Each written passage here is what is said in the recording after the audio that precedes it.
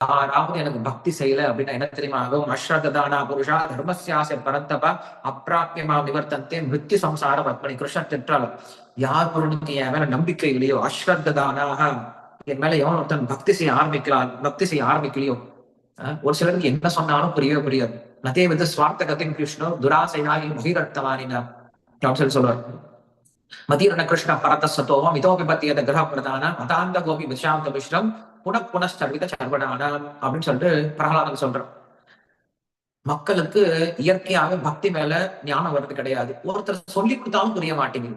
ஏன் வர மாட்டேங்குது அப்படின்னா, கிரக பிரதானம் இந்த உலகத்துல நான் வாழ்ந்தே தீர்வுன்னு ஒரு விரதத்தோட இருக்காங்களாம். அவங்களை என்ன பண்ண முடியாது, என்ன சொன்னாலும் பிரிச்சு கொண்டு வர முடியாது அந்த உலகத்துல இருந்து. அப்படிப்பட்ட மக்கள் இந்த உலகத்துல பற்று இருக்கவங்களுக்கு என் மேல பக்தி வரவே போறது கிடையாதுடா அர்ஜுனான்னு சொல்லி சொல்றேன். சோ அப்படி மக்கள் என்ன பண்றேன் அப்படின்னா, விருத்தி சம்சாரம் அவங்க என்ன பண்றாங்க, மறுபடியும் இந்த உலகத்துல பிறப்பு இறப்பு பிறப்பு இறப்புன்ற இந்த சம்சாரத்துல போய் மாட்டிக்க போறாங்கன்னு சொல்லி சொல்றாங்க. அப்ப அவனுக்கு வந்து விடிவு காலமே இல்லைன்னா விடிவு காலம் இருக்கு. எப்ப அவன் பக்தோட சங்கத்துக்கு வரானோ அப்ப என்ன பண்ண முடியும், மோட்சம் போக முடியும் சொல்லி சொல்றான். அப்படி இல்லைன்னா இந்த உலக மக்கள் பொதுவா என்ன நினைக்கிறாங்க, கண்டதே கண்டதே காட்சி கொண்டதே குளம் வாழ்ந்துட்டு இருக்காங்க இல்லையா? சோர் பண்ற இடமே சொல்றோம் வாழ்ந்துட்டு இருக்காங்க. அதுக்கு பேர் தான் அசுர உபனிஷத்து சொல்றோம். இது கீத உபனிஷத்.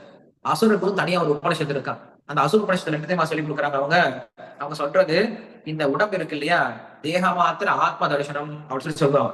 அவங்க அசுர உபனிஷத்துல இந்த உடம்பு தான் சார் எல்லாமே, உடம்பு நல்லா பாத்துட்டா அப்படின்னு சார்.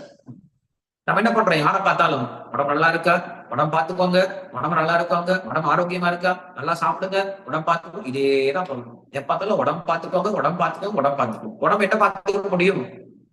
உடம்பு ஒன்று மண்ணா போக போகுது, இல்லைன்னா ஏதாவது ஒரு மிருகத்துக்கு மலமா போக போகுது, இல்லைன்னா சாம்பலா போக போகுது.